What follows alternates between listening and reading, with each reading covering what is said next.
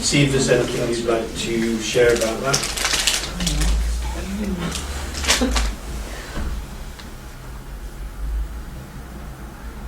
I think it's always very difficult to dislodge beliefs, even though the experiences might be great, say, oh, that's lovely, I've enjoyed that.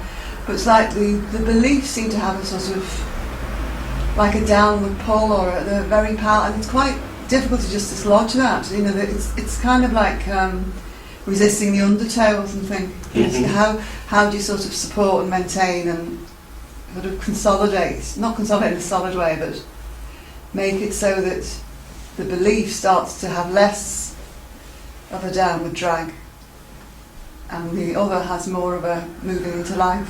Mm-hmm. So I think it's quite difficult. I mean, I can say that from my own. You had a clinical example, but you know how to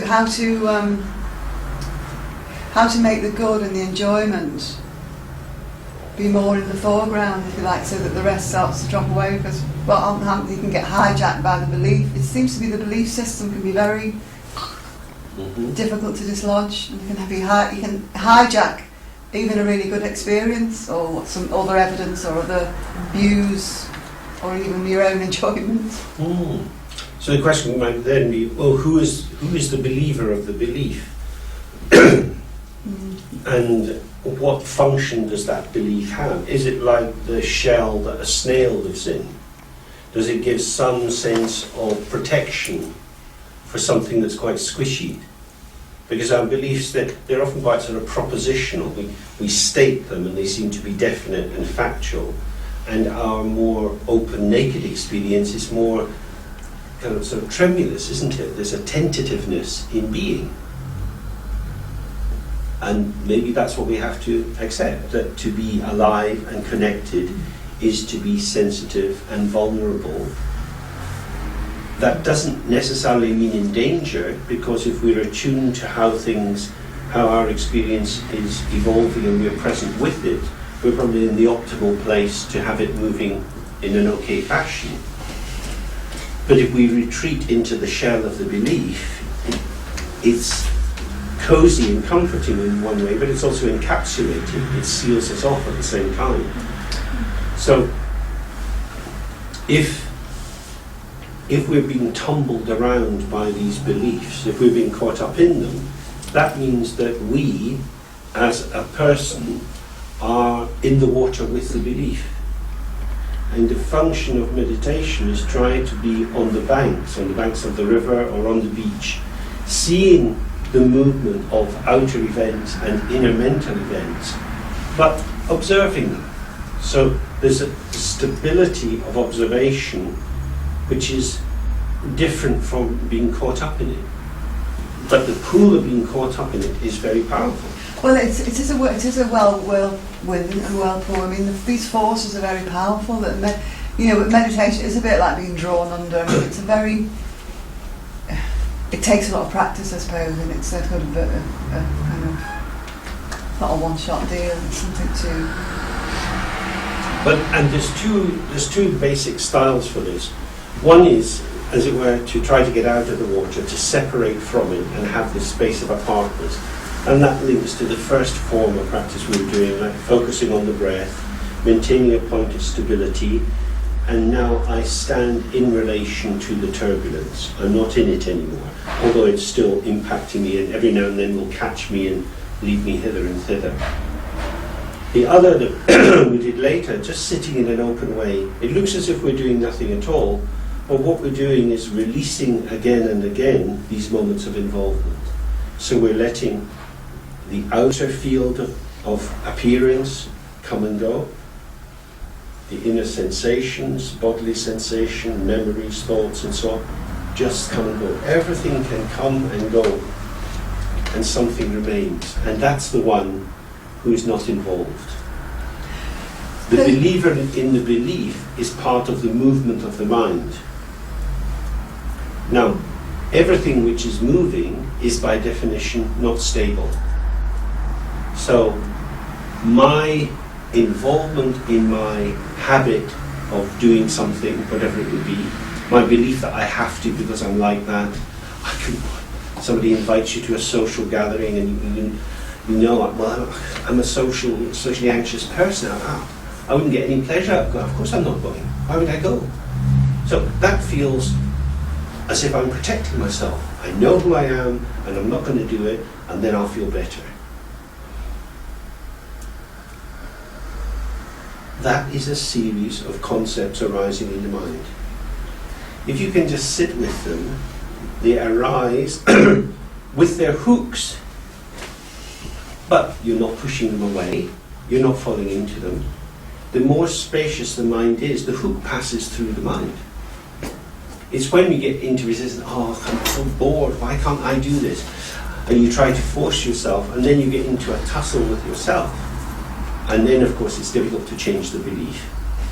But actually, going along with the belief and affirming it, or trying to resist it, are both ways of energizing the belief. But the middle way is a kind of spacious indifference. This is stuff that's arising. It's been around for a long time, it's just stuff. I am familiar with the arising of these thoughts. They don't really do anything, I'll just let them pass through. So in that way, hospitality works because the front door is open, anything can come in, but the back door is open as well. Whatever comes in goes out. So rather than getting overwhelmed by all this stuff and thinking, oh, not again, it's just gone. And the more we have that confidence that we're not going to be polluted or defiled or contaminated or enveloped, it's just passing through. Then we can allow all kind of weird stuff to be our experience. If the experiencer is not being narrowly defined, the more narrowly defined we are, the more we react. You tend to hold on to a log, don't you, in the stream, the river? And often the log, you're kind of hanging onto the log, which is that person defining something which is kind of, whoa, this is absolutely too turbulent, so I'll just hang on to this absolutely log and I'll be okay. And you can see this double move in what's happening in politics at the moment. On the one hand, we have a government which is committed to open markets, which believes in market forces. The market will find its own value. And on the other hand, the government wants to protect Britain's place in the world. They don't go together. If it's market forces, you'll be lifted up or put down according to your export, imports and so on. If the European countries decide to change the taxation rules on trading deals in the City of London, Britain will lose a lot of money. That's an open market situation.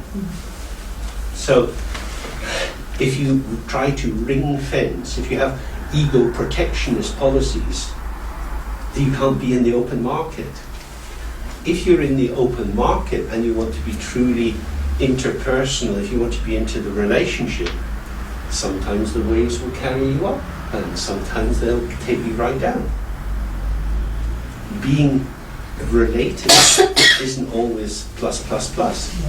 Sometimes it's shit.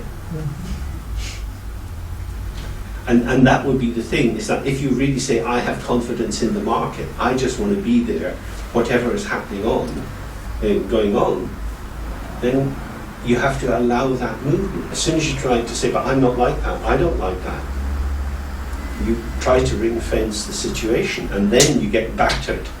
Remember we had that, whatever it was, Black Monday, when the Chancellor tried to protect the pound, and Soros just knocked it right down. We lost billions and billions of pounds. You can't buck the market, and you can't buck the impermanent nature of interdependence, co-emergence. So from a therapy point of view, would you use a data session with meditation? I mean, would you always, or would you just work on, say, diffusion like with ACT? Well, I would probably start with impermanence.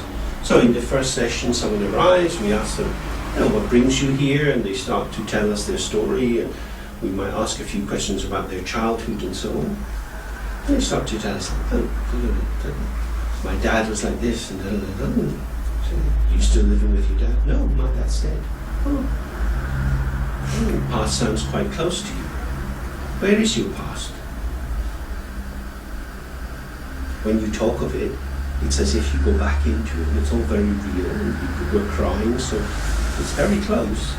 But where is it? Puts a nice little question in. Do you go into your past, or does your past come into you? I mean, we're listening to the person, and we're not trying to muck around with their head, but it's just trying to put a little kind of comma into the development of the story that lets them see, oh, the actual events have gone. I'm caught up in hearing an echo. I'm caught up with ghosts. But something makes the ghost or the echo seem real. That's my attachment. So I would be trying to feed that sense in early on, that although in your story you're presenting that these events have got to you, these things shaped who you are. You are carrying this rucksack full of stones from the past, and somebody's welded this rucksack onto your back. That's not true. You're actually picking the rucksack up and saying it's mine, which goes back to the belief system. It's our identification with these past events that straps them on our own back. So the impermanence is trying to see how the past which is gone is still with us because of our involvement. And if we do that, then the locus of control goes from outside, in terms of the horrible things that people did to me, to being in the palm of my hand. This is what I'm doing with the detritus, the debris from the past. That is then hopefully opening up some sense of moving across time.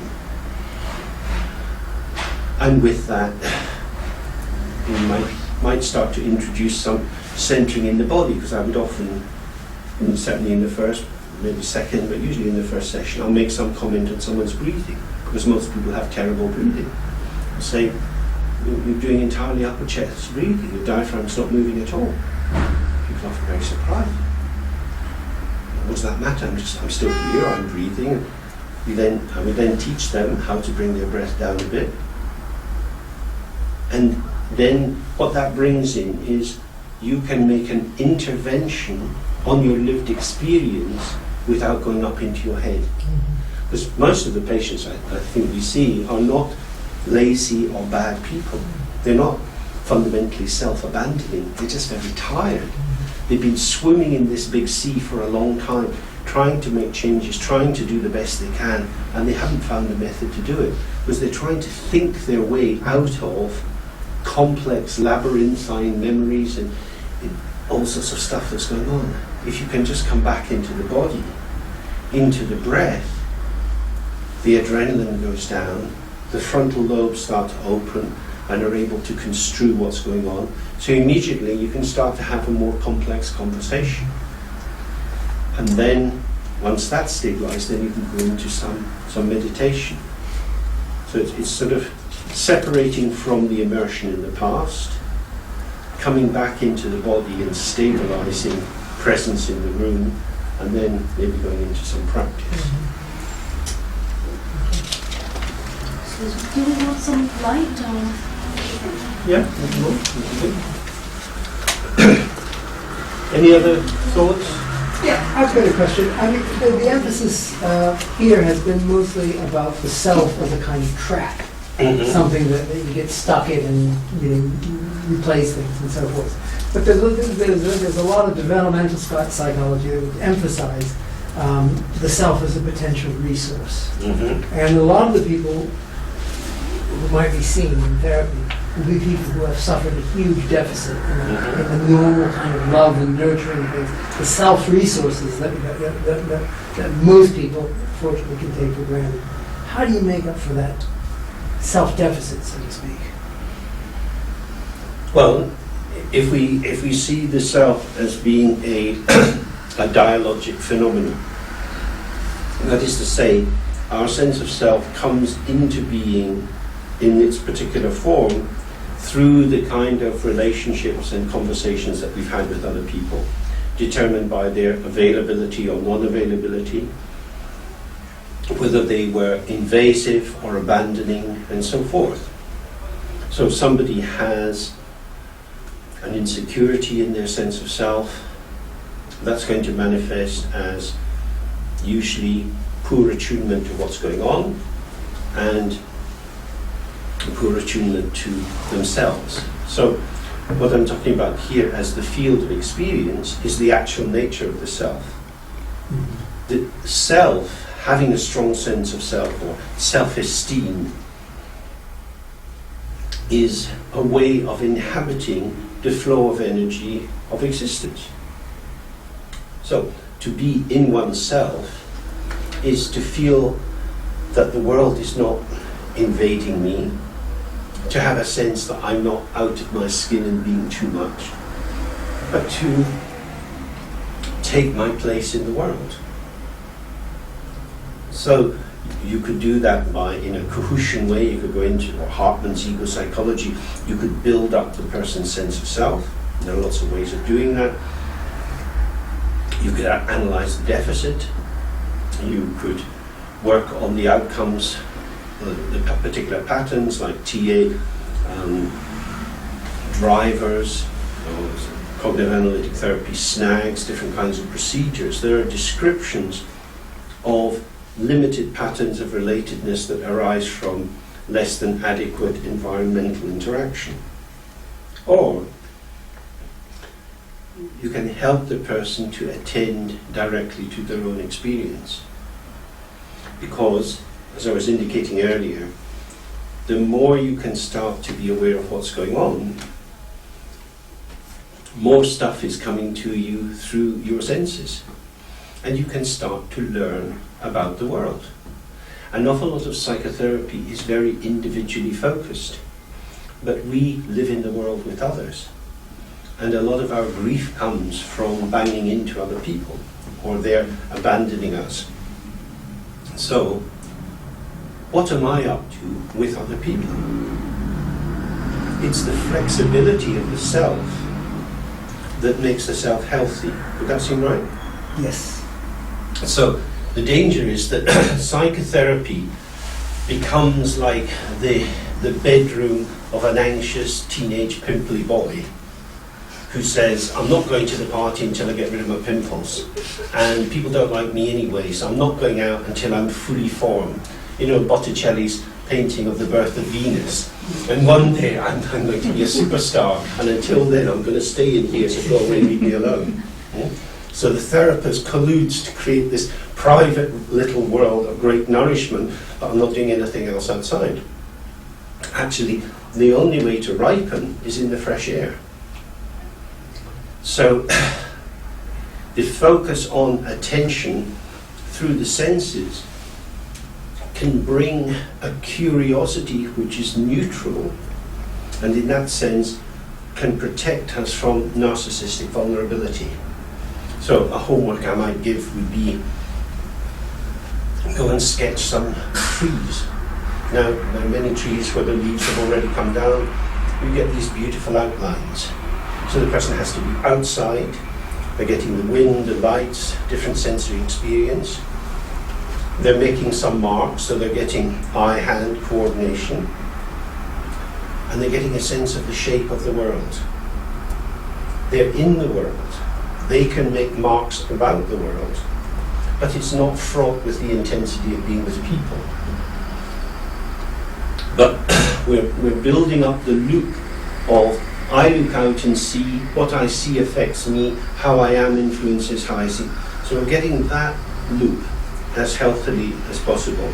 And then from that you can do more graded experiments of how the person might go and see a friend who they haven't talked to since they left school or something like that. Rehearse what they might say and so on. Because the learning, the strengthening of the self comes through modulated interaction. So it's about pitching it at the right height. Vygotsky, a Russian psychologist, he talks of the zone of proximal development, which means that the growing edge of a person is not a personal quality, but it's influenced by the particular environment you're in. So he says, what the child does today with its parent, it will do tomorrow by itself. Now, today it couldn't do it by itself. So having the supportive parent allows the child to go further. Yeah? You probably all know that. You go out for a walk with a 4-year-old, and they get very tired, and they stop. And you've walked ahead and you turn around, come on! And then you have to do some funny game or sing to them, and then they forget themselves and they start running. And then you're back in it. So it's your presence and your connection that allows the child who's lost their energy to get a kind of second wind. That makes sense? Mm. So that's really what the therapist is trying to do by keeping some kind of distance and hopefully able to make the transmission that it's the felt presence of the world as welcome that becomes the zone of proximal development day by day. You know, if we're functioning in a reasonably healthy way, we feel there is a place in the world for us. When we're not doing too well, it doesn't feel like that, does it? We feel alienated, we want to hide and retreat. So a lot of the psychotherapy is not really about the psyche as a sort of something inside ourselves. It's much more psyche as the bridge between this inner spaciousness and the outer spaciousness. So that would be a way in which one could gradually bring in the meditation. Any other thoughts or questions or issues about particular kinds of mental health problems and how we might work with this?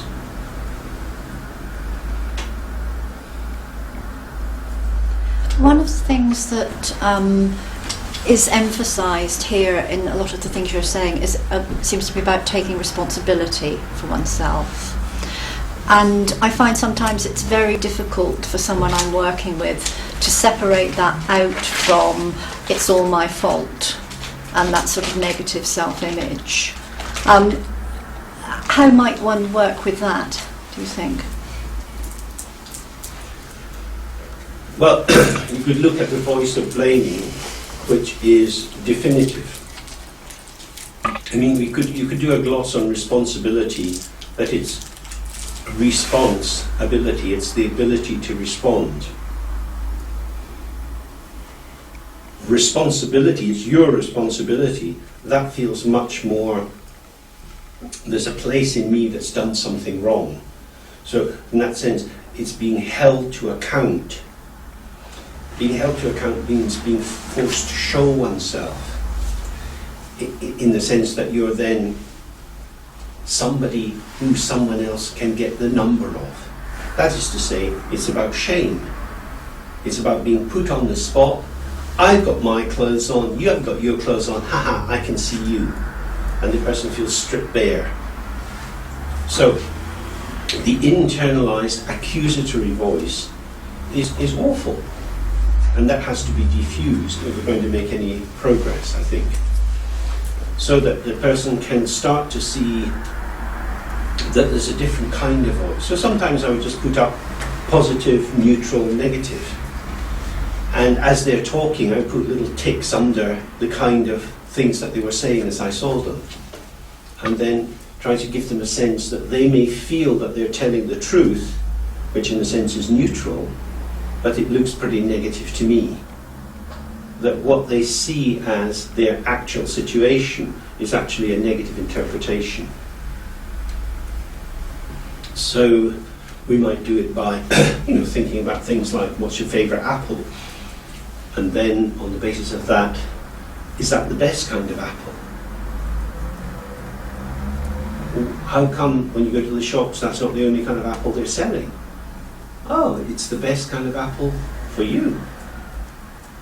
Which means your truth is an opinion.